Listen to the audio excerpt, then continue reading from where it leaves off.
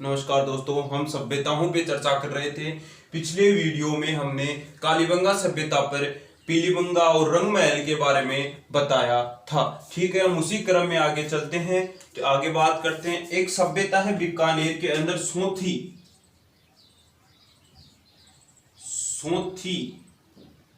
सभ्यता। सोथी सभ्यता कहां पे है? बीकानेर। इसके बारे में आपको इतना ही ध्यान रखना है, सोती कहां पे है? बीकानेर के अंदर है और इसे कालीबंगा फड़तम भी कहते हैं। कालीबंगा फड़तम भी कहते हैं। ठीक है, सोती सभ्यता को क्या कहते हैं? कालीबंगा फड़तम भी कहते हैं। एक पुग्गल है, पुग्गल भी कहां पे है? बीकानेर। ठीक है, पुग्गल कहां पे है? बीकानेर के अंदर है। सोती सभ्यता कहां पे है? बीकानेर के अंदर स्थित है। पुग्गल बीकानेर, सोथी बीकानेर। ठीक है, आगे बात करते हैं इसी क्रम में। बीकानेर हो गया आपका। अब सुनारी, देखो सुनारी गांव तो पड़ता है नागौर के अंदर, और सुनारी सभ्यता कहां पड़ती है? झुंझुनू। झुंझुनू में पड़ता है। यहां पे क्या मिलाता है? लोहे गलाने की भट्टियां। लोहे गलाने की क्या मिली थी? भट्टियां। भट्टियां मिली थी लोहे गलाने की, क्योंकि ये सभ्यता क्या होगी? लोहे युगीन सभ्यता हो गई। क्या मिला था? लोहे गलाने की भट्टियां। सुनारी सभ्यता कहां पे है? झुंझुनू के अंदर है। ठीक है, एक है गुरारा। गुरारा पड़ता है सीकर के अंदर। यहां पे 2744 सिक्के मिले थे, पंचमारक सिक्के। पंचमारक चांदी के सिक्के मिले थे। गुरारा सभ्यता कहां पे है? सीकर के अंदर स्थित है। सुनारी झुंझुनू के अंदर है, जहां पे लोहे गलाने की क्या मिली थी? भट्टियां मिली थी। पुग्गल और सोती कहां पे है? बीकानेर के अंदर है। ठीक है, आगे बात करते हैं। सीकर के अंदर एक सभ्यता और है, गणेश्वर। कौन सी सभ्यता है? गणेश्वर।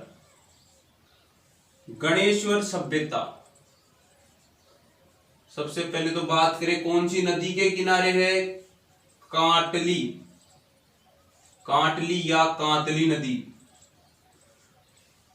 कांतली या कांटली। खोज किसने की?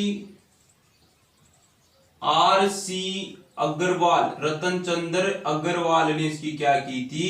खोज की थी। यहां क्या क्या मिला था? एक तो मछली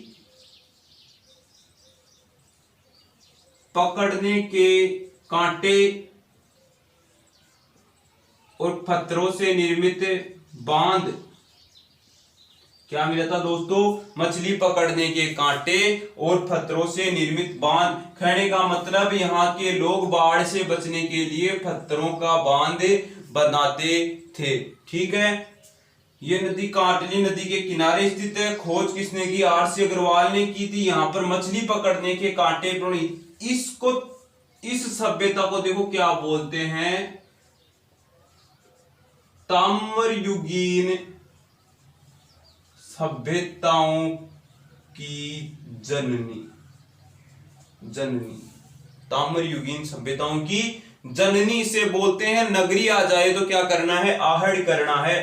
ताम्रयुगीन सभ्यताओं की जननी किसे कहते हैं? गणेश्वर सभ्यता को क्या कहते हैं? ताम्रयुगीन सभ्यताओं की जननी। ठीक है, कौन सी नदी किनारे है? कांटली नदी किनारे है। खोज किसने की? R.C. अग्रवाल ने इसकी खोज की। क्या मिला? मछली पकड़ने के कांटे और पत्थरों से निर्मित बांध। ठीक है, आगे बात करते हैं इसी क्रम में। बेराट। बेराट सभ्यता कहां पे है दोस्तों? जयपुर के अंदर। जयपुर के अंदर है बेराट सभ्यता। देखो इंपॉर्टेंट है, किस नदी के किनारे है? बाण गंगा। कौन सी नदी किनारे है? बाण गंगा नदी के किनारे बेराट सभ्यता है। खोज किसने की? खोज देखो, गणेश्वर सभ्यता की खोज 1972 में हुई थी और इसकी खोज हुई 1936 के अंदर। यानी 36 साल पहले। ठीक है, 1936 में किसने खोज की? दयाराम साहनी। दयाराम साहनी ने इसकी खोज कर दी थी। ठीक है, मैंने वहां इसलिए नहीं बताया, आपको याद हो जाएगा। 1936 और 36 साल बाद में गणेश और सभ्यता की खोज हो गई थी। 36 गुणा 2 72। 1936 में इसकी खोज हुई, 1972 में। ठीक है, इसका पुनः उत्खनन किसने करवाया? उत्खनन किसने करवाया था? 1962-63 में कैलाश नाथ और नील रतन बनर्जी थे। कैलाश नाथ और नील रतन बनर्जी दो व्यक्ति थे जिन्होंने इसका क्या करवाया? पुनः उत्खनन करवाया। देखो यहां मिले क्या? 1837 की बात करूं तो 1837 में कैप्टन बर्ट को यहां पे भाब्रू शिलालेख मिला था। भाब्रू शिलालेख मिला। भाब्रू शिलालेख मिला जो वर्तमान में कहां पे है? कलकत्ता संग्रहालय। ठीक है दोस्तों, कैप्टन बर्ट को 1837 ईस्वी में भाब्रू शिलालेख मिला जो वर्तमान में कहां पे है? कलकत्ता संग्रहालय में। इसके ऊपर लिखा हुआ था बुद्ध धम्म संघ लिखा हुआ था। 1837 ईस्वी में कैप्टन बर्ट को भाब्रू शिलालेख मिला जो वर्तमान में कलकत्ता संग्रहालय में है। जिसके ऊपर लिखा हुआ है बुद्ध धम्म संघ। ठीक है, और यहाँ के शासक थे राम सिंह यहाँ के शासक थे। उन्होंने जब खुदाई करवाई तो यहाँ पे एक श्रवण मंजूषा मिली। देखो श्रवण मंजूषा होता क्या है? एक कलश मिला। कहने का मतलब है एक कलश मिला जिसमें कहा था बुद्ध की अस्थियां थी। क्या थी? बुद्ध की अस्थियां। भगवान बुद्ध की क्या थी? हस्तियां। ठीक है, भगवान बुद्ध की क्या थी? हस्तियां थी। ठीक है, यहाँ पे 3 पहाड़ी हैं, गणेश, भीम व बीजक की पहाड़ी। ठीक है, कहने का मतलब 3 पहाड़ी हैं, गणेश डूंगरी, भीम डूंगरी और बीजक की पहाड़ी। इस राम सिंह ने इसकी खुदाई करवाई तो यहाँ पे खुदाई करवाई जयपुर के अंदर, तो वहां पे श्रवण मंजूषा मिली जिसको हम कलश कहते हैं। इसके अंदर क्या मिला? भगवान बुद्ध की क्या मिली? हस्तियां मिली। ठीक है, बीजक की पहाड़ी 1999 के अंदर बीजक की पहाड़ी पे एक बौद्ध धर्म संबंधित एक मंदिर मिला। क्या मिला दोस्तों? मंदिर मिला। यह भारत का, कहने का मतलब बौद्ध संस्कृति से संबंधित ये पहले अवशेष कहां मिले हैं? अपने बेराट सभ्यता के अंदर मिले थे। 1999 के अंदर बीजक की पहाड़ी पे एक बौद्ध मंदिर मिला जहां पे ये बौद्ध संस्कृति के अवशेष मिले, वो बेराट सभ्यता के अंदर, जो भारत में क्या है? सबसे पहले यहीं पे मिले हैं। ठीक है, एक यहाँ पे रंगीन मर्द भांड। क्या है दोस्तों? रंगीन मर्द भांड। ठीक है, यहां पे 36 मुद्राएं मिली थी। 36 मुद्राएं जो सूती कपड़े के अंदर थी, सूती कपड़े के अंदर। ठीक है, और 8 पंचमारक सिक्के, चांदी के जो सिक्के होते हैं, 8 पंचमारक चांदी के सिक्के और 36 मुद्राएं जो सूती कपड़े में थी वो मिली। ठीक है, और यहां पे पत्थर होने पर भी लोगों ने किसका प्रयोग करते थे? लोग ईंटों का प्रयोग करते थे। किसका प्रयोग करते थे? ईंटों का प्रयोग करते थे। ठीक है, देखो समझना, बेराट सभ्यता कहां पे है? जयपुर के अंदर है। किस नदी के किनारे है? बाणगंगा नदी के किनारे है। खोज किसने की थी?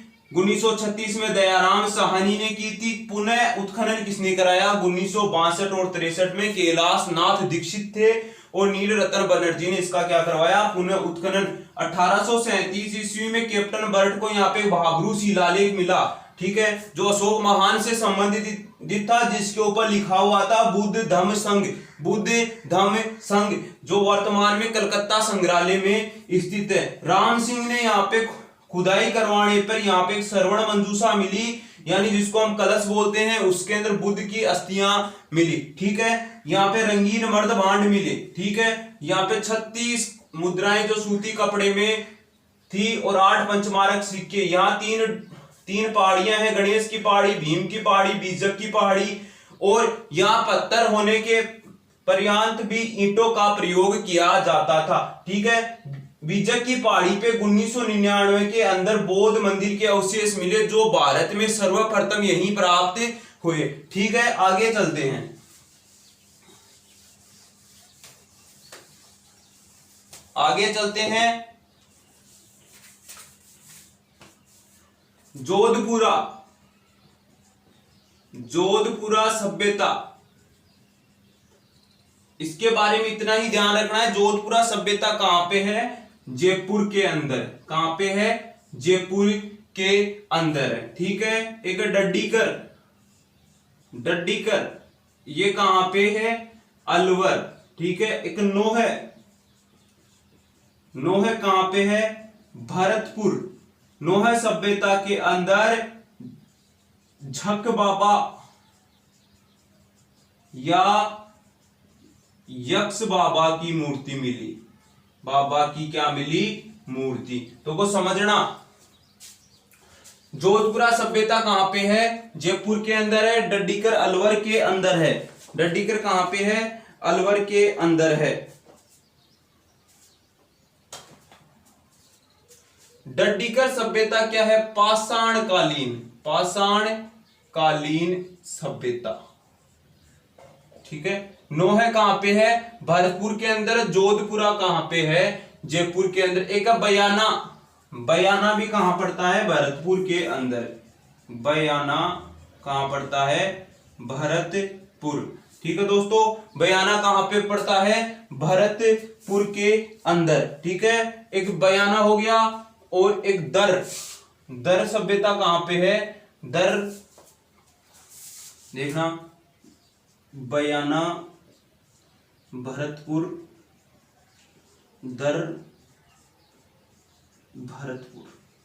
देखो समझना, जोधपुरा से जोधपुर मत कर देना। जोधपुरा सभ्यता कहां पे है? जयपुर के अंदर है। डड्डीकर कहां पे है? अलवर के अंदर, जो पाषाणकालीन सभ्यता है। नौ सभ्यता कहां पे है? भरतपुर के अंदर है। और यहाँ पे झक बाबा या यक्ष बाबा की क्या प्राप्त हुई थी? मूर्ति प्राप्त हुई थी। बयाना भरतपुर के अंदर है, जो नील की खेती के लिए प्रसिद्ध था। नील की खेती की जाती थी। दर सभ्यता कहां पे है? दर सभ्यता है भरतपुर के अंदर, ठीक है दोस्तों। अब इसी क्रम में जो कुछ सभ्यताएं और बच गई, उस पर चर्चा हम कल अपने नेक्स्ट वीडियो के अंदर करते हैं। धन्यवाद।